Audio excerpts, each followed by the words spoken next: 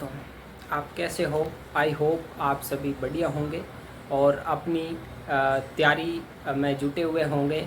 चाहे टाइपिंग हो या फिर एग्ज़ाम की हो या फिर रनिंग की हो। तो सीआरपीएफ का एग्ज़ाम भी नज़दीक है और रनिंग भी नज़दीक है, तो आपको साथ साथ में टाइपिंग भी करनी चाहिए।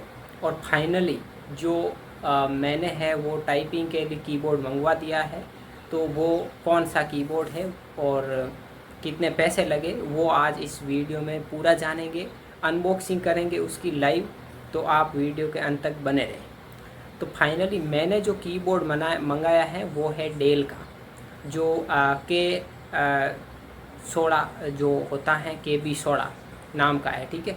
तो वो मैंने मंगवा दिया है अमेज़ोन से और फाइनली वो आज आ चुका है और उसकी अनबॉक्सिंग करेंगे। वो मैंने जो कितने पैसे मंगाया वो भी मैं बता देता हूँ। 550 रुपये जो है, यानी 550 रुपये में मैंने उसको परचेज़ किया है ऑनलाइन। आप भी कर सकते हैं। बात करते हैं उसकी क्या खूबी है।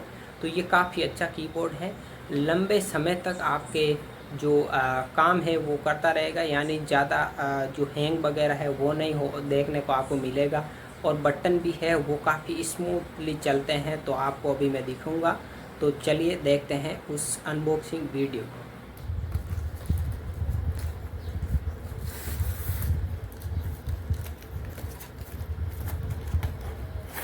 लो की काटन दे।